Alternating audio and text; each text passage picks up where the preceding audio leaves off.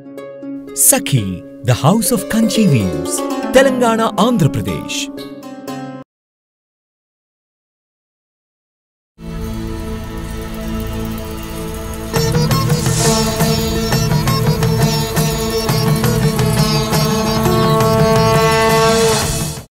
నమస్కారం.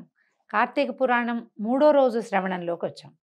అయితే ఈ రోజున తృతీయ కదా, కానీ నాగుల చవితి ఈ రోజునే చేసుకోవాలని తెలుస్తోంది. అయితే 10 గంటల తర్వాత చవితి పూజలు చేసుకోవాలని చెప్తున్నారు. రేపొద్దున అంటే 4వ రోజు ఉదయంతోటే మనకి చవితి వెళ్ళిపోతుంది. కొన్ని పర్వదినాలకి సూర్యోదయంతో నియమం లేదు. ఇది ఉండటమే ముఖ్యం అన్నమాట. కాబట్టి 3వ రోజునే మనం నాగుల చవితి పండుగని చేసేసుకోవాలి. పుట్టలో పాలు పోయటం లాంటి సాంప్రదాయం ఉన్నవారు ఈ రోజున పగలు వెళ్ళి పొద్దునే వెళ్ళి పుట్టకో లేకపోతే దేవాలయానికి వెళ్ళి లేకపోతే ఇంట్లో ఒక కలుగును ఏర్పరచుకుని నాగారాధన జరుపుకోవచ్చు. అయితే మనం పారాయణలోకి వద్దాం. జనక మహారాజా, కార్తీక మాసం మాసాలన్నిట్లలోకి చాలా గొప్పది.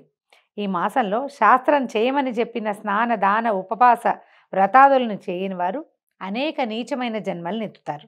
కనీసం కార్తీక పౌర్ణమి నాడైనా స్నానదాన జపాదులను చేయటం ముక్తిప్రదం.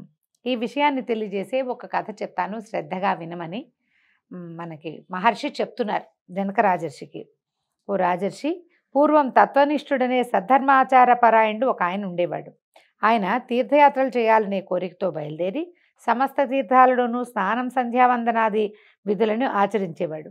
అలా ప్రయాణిస్తున్నటువంటి తత్వనిష్ఠుడు గోదావరి నదీ తీరానికి చేరుకున్నాడు. ఆ తీర ప్రాంతంలోనే ఉన్నటువంటి ఎత్తైన మర్రి చెట్టు కొమ్మలలో నివసిస్తున్న 3 బ్రహ్మరాక్షసులు ఈ తత్వనిష్ఠుడిని చూశారు.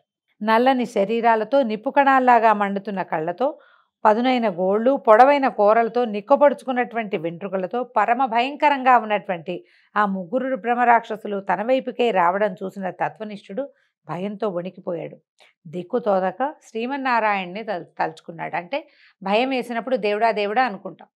ఏ స్తోత్రాల్లో శ్లోకాలు వచ్చిన వాళ్ళు అవి చదువుకుంటారు.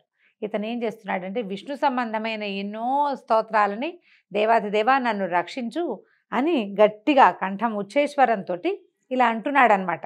శ్లోకాలు చెప్తున్నాడు.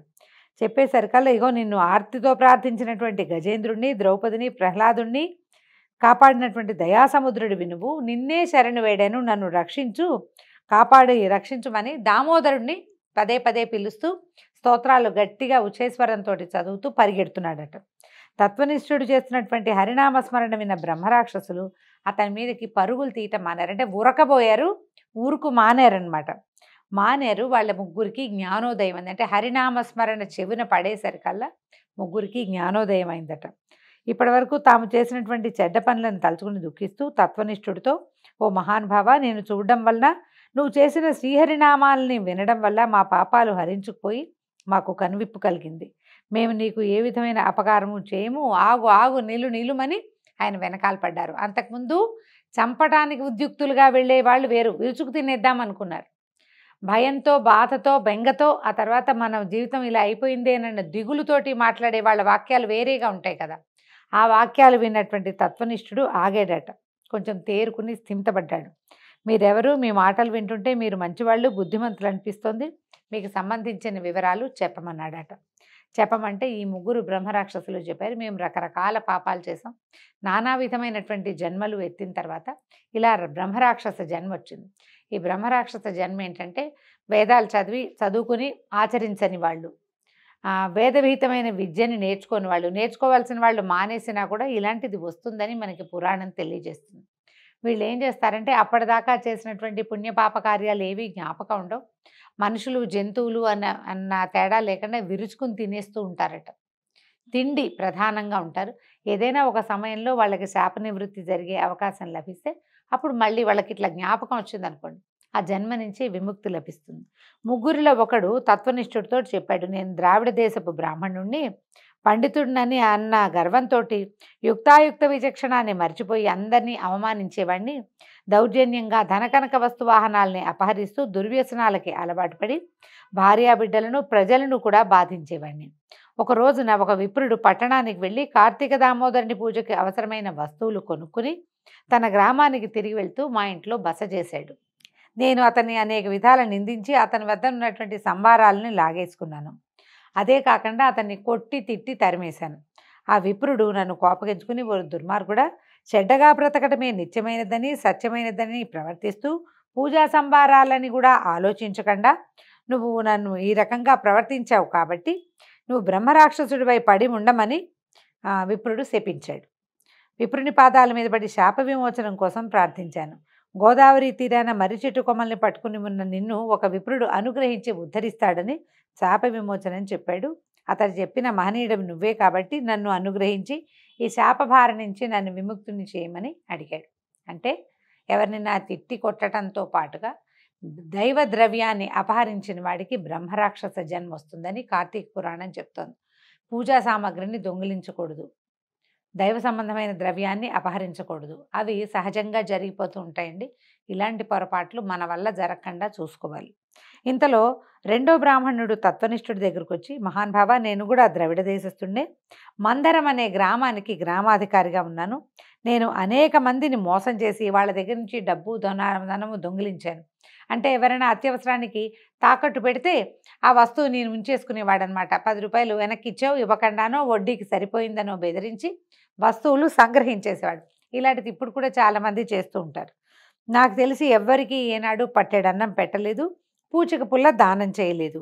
ఎవరి పట్ల దయాదాక్షిణ్యము లేనివాడినే ప్రవర్తించిన కారణంగా నేను ఇలా బ్రహ్మరాక్షసుడిగా మారిపోయాను. ఎప్పుడైనా కూడా సంవత్సరం అంతా దానం చేయకపోయినా చెప్పబడిన పర్వదినాల్లో అయినా సరే ఖచ్చితంగా దానం చేస్తే ఇలాంటి దుర్వృత్తి రేపొద్దున ఏదైనా మనకి దుర్గతిలు అలాంటివి రాకుండా ఉంటాయి. మామూలు రోజులంతా ఎప్పుడు చేయము, కానీ ఈ పర్వదినాల్లో భోజనం పెట్టమని చెప్తారు. ఆ భోజన విధి, పితరులకి శ్రాద్ధ విధి, దానం చేయండి ఈ మాసంలో అని చెప్పినప్పుడు దాన విధి, స్నానం చేయాలి ఈ రోజులో అని చెప్పినట్లుగా స్నాన విధి కానీ అలాంటివైనా ఆచరిస్తే ఇలాంటి దుర్వ్యవసాయాలు, అనవసరమైన ఇబ్బందులు రాకుండా ఉంటాయి.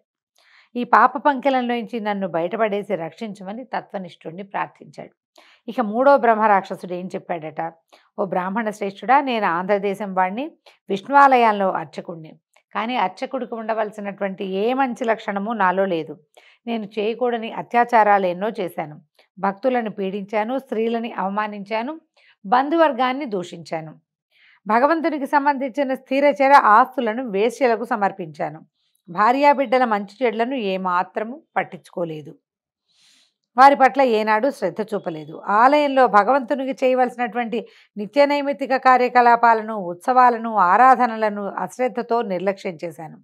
ఇహలోకంలో అనుభవించే సంతోషాలు, సుఖభోగభాగ్యాలు, వాటి పట్ల నాకు గల వ్యామోహం ఏది శాశ్వతం కాదని నేను తెలుసుకోలేకపోయాను. ఆ కారణంగా నేను చేసిన దుష్కృత్యాలకు అంతే లేదు. కొంతకాలానికి క్రమంగా ప్రజలకు నా దురాగతాలు తెలిసాయి. వాళ్ళు ఆగ్రహానికి గురయ్యారు. నేను అన్యాయంగా సంపాదించినటువంటి సంపదలు కొన్ని తొలగిపోయాయి, కొన్ని తరిగిపోయాయి. ఊరివారు నన్ను తరిమి కొట్టారు. అడవుల వెంబడిబడి ఆకులు అలమలు తింటూ కాలం గడిపాను. కొంతకాలానికి ప్రాణాలు పోగొట్టుకున్నా. నరకానికి వెళ్ళి పడరాని పాట్లు పడ్డాను. ఆ తర్వాత ఎన్నో నీచమైన జన్మలు ఎత్తాను. చివరికి ఈ బ్రహ్మరాక్షస రూపాన్ని పొందాను. కనుక ఈ బాధల నుండి నన్ను రక్షించగలవాడివి నువ్వే. నిన్ను చూసి చూడగానే, నీ కంఠం వినేసరికి, హరినామస్మరణ చెవులు పడగానే నాకు గత జన్మలో చేసినటువంటి పాపాలు అన్నీ జ్ఞాపకం వచ్చినాయి. మమ్మల్ని బ్రహ్మరాక్షస జన్మల నుంచి విముక్తి ప్రసాదించు, మాకు ముక్తిని కల్పించమని పరిపరి విధాలా ఈ బ్రాహ్మణుడి తత్వనిష్ఠుడి కాళ్ళు పట్టుకుని ప్రాధేయపడ్డారట ముగ్గురు బ్రహ్మరాక్షసులు. అయితే ఈయన ఏం చెప్పాడంటే, మీ జీవిత గాథలు, బాధలు తెలిసాయి. మీరు ఎంత దుర్మార్గంగా ప్రవర్తించినప్పటికీ ప్రస్తుతం మీలో కలిగినటువంటి పశ్చాత్తాపం కారణంగా పరమ పునీతులైపోయారు. ఎవరికైనా సరే పశ్చాత్తాపం, ఈ పొరపాటు చేశాము ఇంకా చెయ్యకూడదు అనే భావానికి వస్తే పాపం పోతుంది కాదు, తగ్గిపోతుందన్నమాట. హరినామాన్ని వినగానే మీకు గత జన్మలు గుర్తుకొచ్చాయి. మీకు ఇక మీదటి రాక్షస జన్మలు కూడా తొలగిపోతాయి.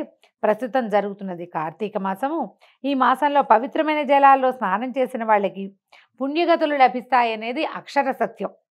కనుక మీరు కూడా నా వెంట రండి అని వాళ్ళని గోదావరి నదికి వెంబడి పెట్టుకుని తీసుకెళ్తుంటే, తీర ప్రాంతంలోనే కదా, ఇది చూడండి, వాళ్ళకి బుద్ధి లేదు. ఈ గోదావరి నది తీర ప్రాంతంలో ఉన్న మర్రి చెట్టు మీదే వాళ్ళు ఉన్నారు, కానీ ఆ నదిలోకి దిగుదామన్న ఆలోచన వాళ్ళ బుద్ధికి రాల. పరివాహక ప్రాంతాల్లో ఉన్న మనం చేయగలిగే మంచి మన పక్కనే ఉన్నా కూడా మన కర్మ పూర్తిగా నశిస్తే తప్ప మనకు ఆ మంచి బుద్ధి కలగదు. సద్బుద్ధులు ఎప్పుడు కలుగుతాయంటే, మనకి మంచి అవకాశం ఎప్పుడు లభిస్తుందంటే, మన కర్మ నశించినప్పుడే. అది జరిగితేనే ఇది జరుగుతుంది. మీరు కూడా నా వెంట రండని వాళ్ళని తీసుకుని గోదావరి నదికి తీసుకెళ్ళి వాళ్ళని కూడా పవిత్ర స్నానం చేయించాడు. అంటే సంకల్పం చెప్పి స్నానం చేయించాడనమాట. తాను కూడా భక్తి ప్రపత్తులతో నదీ స్నానం చేశాడు. దానివల్ల తనకి కలిగిన, అంటే భక్తి ప్రపత్తులతోటి సంకల్పం చెప్పుకుని గోదావరిలో నదీ స్నానం చేసినందుకు ఆయనకి లభించినటువంటి పుణ్యాన్ని ఈ ముగ్గురు బ్రహ్మరాక్షసులకి ధారపోశాడు. ఇంత విపరీతమైన నేరాలు ఘోరాలు చేసి, ఎన్నో పాపాలు చేసి, పాపం మూటగట్టుకుని బ్రహ్మరాక్షసులైనటువంటి ముగ్గురికి ఒక సద్బ్రాహ్మణుడు సాకల్యంగా సంకల్పం చెప్పుకుని చేసిన ఒక్కరోజు స్నాన ఫలితమే ఆ కర్మల నుంచి తప్పుకునేందుకు అవకాశం ఇచ్చింది. అది మనం చేస్తే మనకు ఎలాంటి ఫలితం లభిస్తుంది? కాబట్టి తప్పకుండా కార్తీకంలో నదీ స్నానం చేయాలని పురాణం ప్రబోధిస్తుంది. ఆ క్షణంలోనే వారికి గల రాక్షస జన్మలు అంతమయ్యాయి. అంతరిక్షంలో నుంచి ఒక దివ్యమైన పుష్పక విమానం వచ్చి వాళ్ళ ముగ్గురిని ఎక్కించుకుని కైలాసానికి తీసుకెళ్ళింది. అంటే కార్తీకంలో మరణించిన వాళ్ళకి కైలాసం లభిస్తుందని పురాణ కథనం. ఈ విధంగా బ్రహ్మరాక్షసులు ముగ్గురు ముక్తిని పొందారు. పరోపకార పుణ్యాయ పాపాయ పరపీడనం అనేటువంటి వ్యాస మహర్షి సూక్తిని ఈ కథ గుర్తు చేస్తోంది. దీంతో 3వ రోజు పారాయణ సమాప్తమైంది. రేపొద్దున మళ్ళీ 4వ రోజు పురాణ శ్రవణంతో మళ్ళీ కలుసుకుందాం. నమస్కారం.